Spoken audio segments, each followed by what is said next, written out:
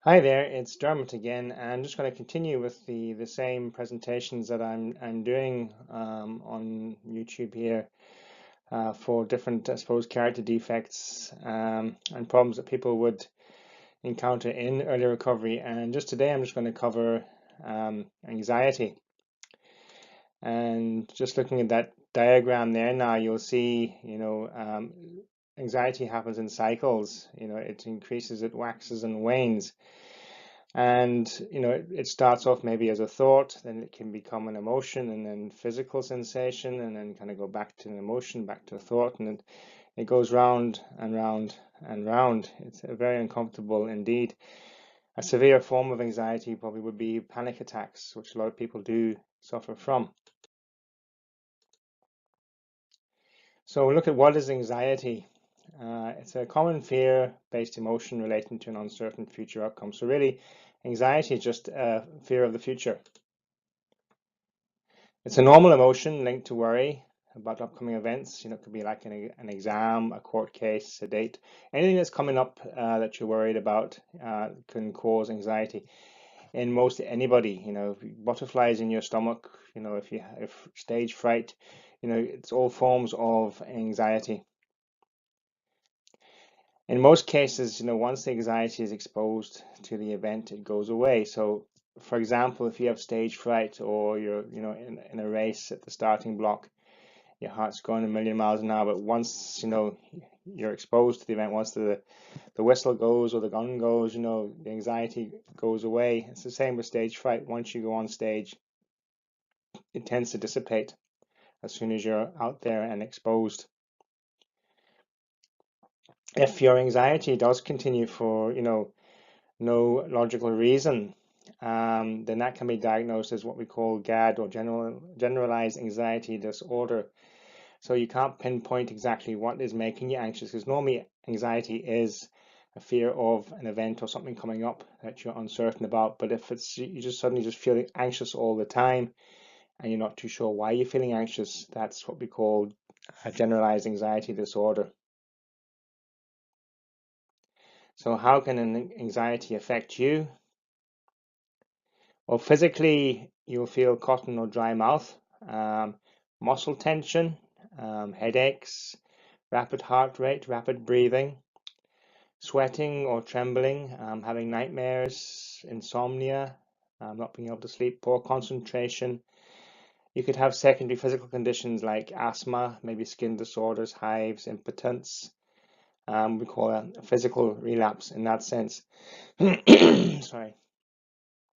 Emotionally, your mood, low mood, irritable, worried all the time, seeking constant reassurance. Is everything okay? Is everything okay? Wanting to know that there's no problems there. Perfectionism, so doing the best you can, because you think if you do the best you can, then you won't make a mistake, or it won't go wrong, and you won't have anything to be anxious about. Pessimistic, it goes along with that as well. You've only seen the bleak side of everything. Negativity, mental and what we call emotional relapse in that sense.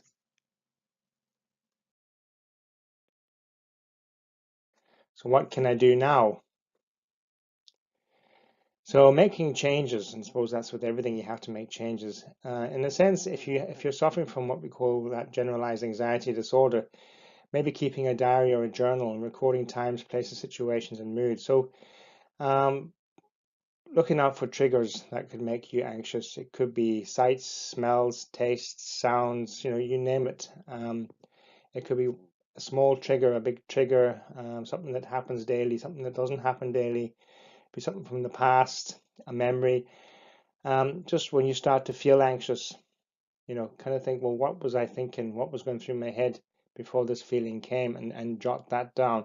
How am I feeling? Kind of, if you can explain or write down the feeling that you have or you're feeling, and an emotional feeling, even physically, where do you feel it inside you? Do you feel butterflies in your stomach? And then, rate that feeling on a scale of, say, 0 to 100 or 1 to 10, and just see how severe the anxiety is. And over a period of time, if you keep doing that, keep recording it, you start to break it down and be able to identify where the anxiety is coming from or what could be the triggers. And once you start to do that, you start to see, well, it's mainly coming from me. It's not something out of there.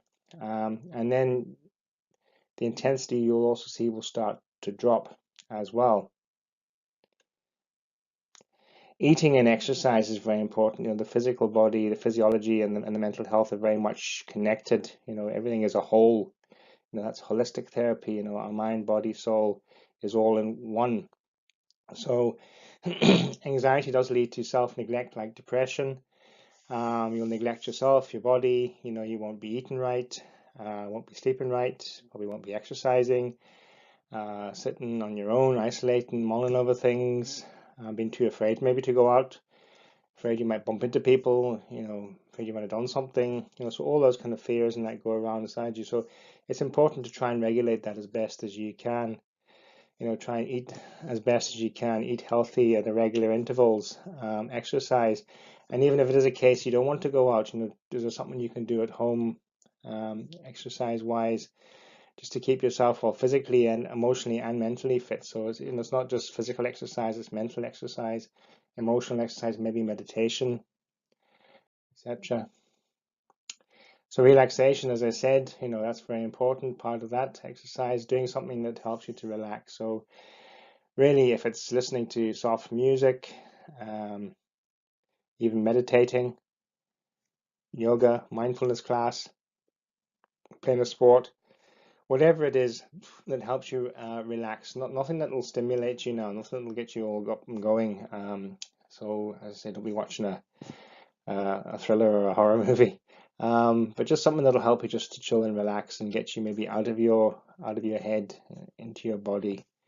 There's guided meditations that you can get, or different types of meditations you can do. There's just breathing exercises, just sitting and just focusing on your breath for 20 minutes, 15, 20 minutes. Self-talk, this too shall pass, and it always does. As I said, anxiety happens in cycles. It goes round. It gets severe and then starts to wane. It waxes severe and then starts to wane. So it is an emotion and a sensation as well. So just if you can remind yourself in your head, if you are feeling anxious, that this will pass. It might be severe now, but this too shall pass, and it'll be okay. You've been anxious before and you've gotten through it before, so there's no difference this time around to any other time. So it's important to focus on that, that it's only a thought, and you have, power over that thought. That thought has no power unless you give it that power. And if you have to, distract your attention, go do something else, move away from what you're doing, go wash the dishes or whatever it is you do something completely different. And then talking, and again, like the depression, bottling things up only makes it worse. So it's important to talk it out, what's making you anxious. When you're feeling anxious, how are you feeling? What's going on for you? What are you thinking? And I said, feeling emotionally and physically as well. And just try and talk out your anxiety, because again, we build things up inside ourselves and we amplify them and we make them worse, as we call cognitive distortions. And when that's in there, it's very hard to see, I suppose, the wood from the trees, so to say. And so it's always when you talk to somebody else, you get their perception back of what you just said. And it does clarify it a lot. It makes you think, well, yeah, it's not as bad as I'm thinking it is. Sorry, that's what's coming out of my head. So talking it out with somebody else is not, it is a vulnerable act, yes, which is good in that sense, but also you get somebody else's perception, and that helps kind of ease the stress of the anxiety. Giving it time. Change takes time, and that's just what it does. You're not going to make changes overnight in anything you do in life. Routines, habits, behaviors. So if it is behavioral anxiety, then you need to start to change your behavior or do things differently to what you were doing that were creating that anxiety. The same with the way thinking patterns and all that. Change what's not working for you. That's the main thing. So kind of identify what's not working and then start doing what is working. But then give it time over time. So allow yourself that time. Don't be panicking and think, oh, this is not working, because you don't start to see changes within a short while. It can take longer than that, but you are working towards it all the time. Extra support, again, no shame in suffering from anxiety. We all suffer from anxiety. There's not a person alive that doesn't have anxiety at some time in their lives. Every day you can have anxious moments. It's the fight or flight thing that we have in us as well, which will trigger anxiety, and that's where anxiety comes from. Our subconscious mind can't differentiate between real and unreal threats. So if our mind starts to think this, we're at risk for whatever reason, it'll kick in fight or flight, and that will heighten our anxiety, heighten our responses. Whereas it might not be real. You're not going to be getting chased by a lion, down the main street every day. So it's what comes into us. So we all suffer from anxiety. It's hard to combat on your own if it's continuous, and if you can't see any end to it. You do and you will need help, So if you have generalized anxiety disorder, or if you have a phobia that you can't focus or you can't work through on your own, it's important to get help. CBT is a very good tool for dealing with anxiety and working through anxiety. Letting go.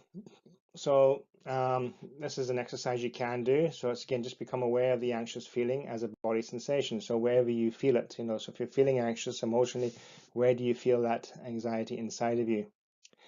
Normally it's in your gut, or in your kind of solar plexus, or your, in your belly, throat, lower abdomen, in that roundabout area.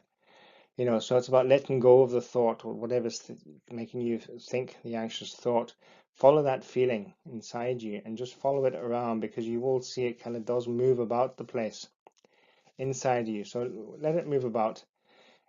Don't judge it or analyze it, or try and explain it. Just watch or notice it, like you watching a bird in the park or whatever.